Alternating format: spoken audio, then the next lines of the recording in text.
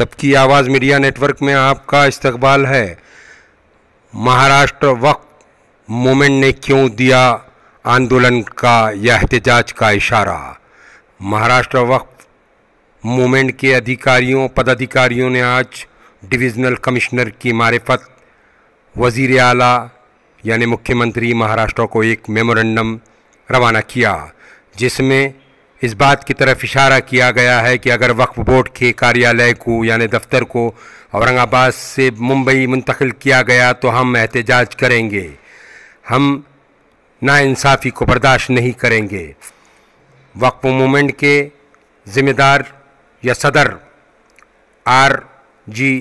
देशमुख ने हमसे बात करते हुए ये कहा कि एक साजिश के तहत ये सब काम हो रहे हैं।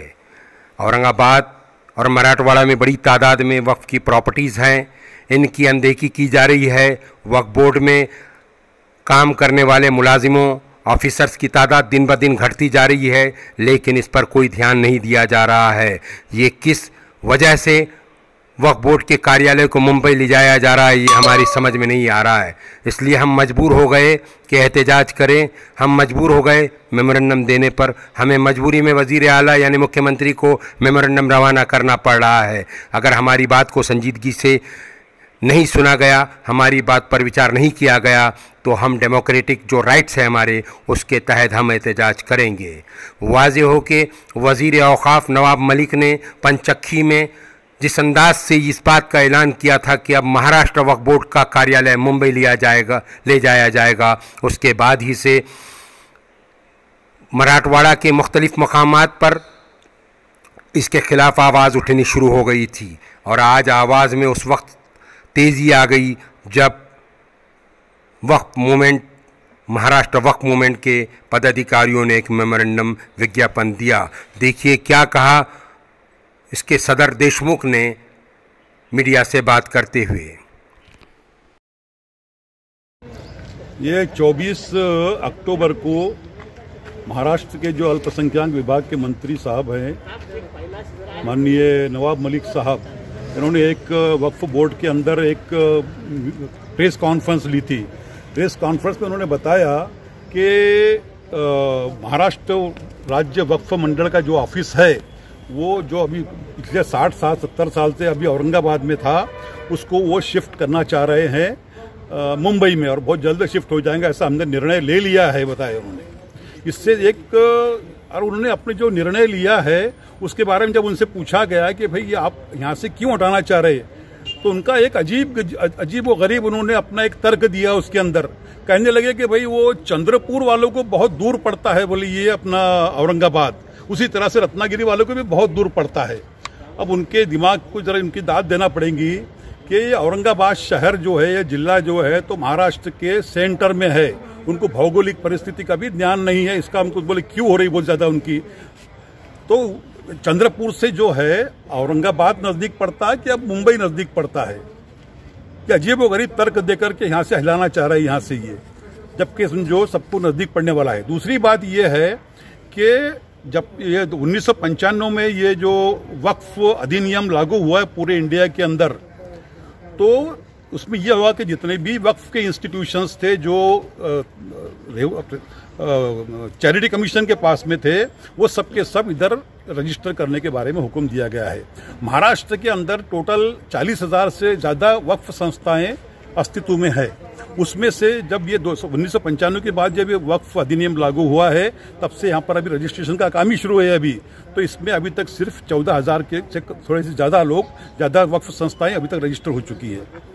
अब ये और इसमें से जो है 80% वक्फ जो संस्थाएं हैं वो मराठवाड़ा के अंदर ही हैं।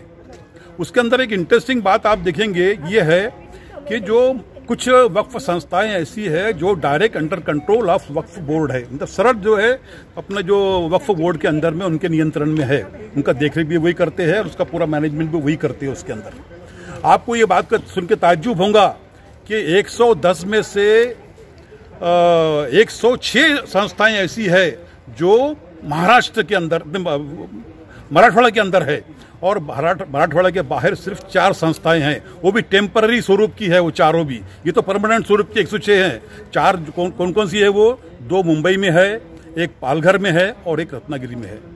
तो अभी आप बताइए कि डायरेक्ट जो कंट्रोल में जो संस्थाएं हैं, वो संस्थाओं पर जो नियंत्रण जो है वो औरंगाबाद में रह के सही ढंग से किया जा सकता है कि ऊंट पर बैठकर जो मुंबई में बैठ करके किया जा सकेगा? यह अजीबोगरीब तर्क है। हम इससे उनके जो वेस्टेड इंटरेस्ट जो मालूम पड़ते हैं कि इनको यहाँ पर उनको वो देना नहीं है परमानेंट सीईओ। जो परमानेंट सीईओ देंगे तो वो सही ढंग से काम करेगा। इसलिए क्या कर रही है कि पिछले आप देखेंगे रिकॉर्ड, जब से 2002 से ये वक्फ जो बोर्ड यहाँ शुरू हुआ है, तब से 14 यहाँ पर आज तक के यहाँ पर जो सीईओ दिए गए हैं। 14 में से 7 ऐसे थे जिनको टेम्पररी चार्ज, एडिशनल चार्ज दिया गया है। तो क्या आपका विरोध है कि दफ्तर हिलाने के लिए? दफ्तर यहाँ से हिलाना नहीं चाहिए, यहीं से होना चाहिए। हमारा ये कहना है कि डायरेक्ट कंट्रोल जो है वक्फ इंस्टीट्यूशन के ऊपर, जो डायरेक्ट इनके कंट्रोल में है, वो औरंगाबाद में रह के ही ज्यादा अच्छी तरह से हो सकता है। अब ये तो क्या एक तर्क दे रही है कि हम हर रीजनल लेवल के ऊपर हमारे रीजनल ऑफिस से शुरू करेंगे। कैसे शुरू करेंगे? इनके पास भी स्टॉक भी नहीं है। आज की परिस्थिति ये है कि जितने अभी 8-9 यहाँ पर जो रीजनल ऑफिसेस है, उसमें एक पर 2 लोग बैठा के रखे वहाँ पर।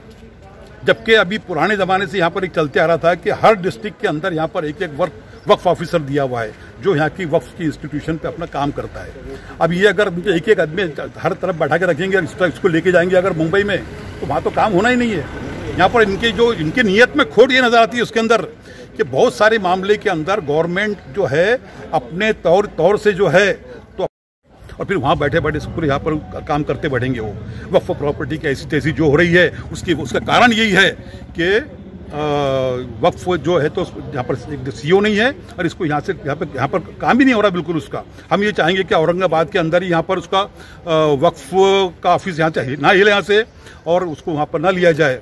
अगर गवर्नमेंट ताबड़तोब इस पर एक्शन नहीं लेती, हमने अभी निवेदन दिया है महाराष्ट्र के मुख्यमंत्री साहब को, विभागीय आयुक्त साहब के मार्गदर्शन अपने मार्फत से, अगर इसका ताबड़तोब उसका निर्णय रद्द नहीं किया तो हमारी जो संगठन है महाराष्ट्र वक्फ मूवमेंट, पूरे महाराष्ट्र के अंदर हम तीव्र आंदोलन करेंगे। आपका नाम? मैं रियाजुद्दीन देशमुख, मैं अध्यक्ष हूँ इसका, संस्थापक अध्यक्ष महाराष्ट्र वक्फ मूवमेंट का।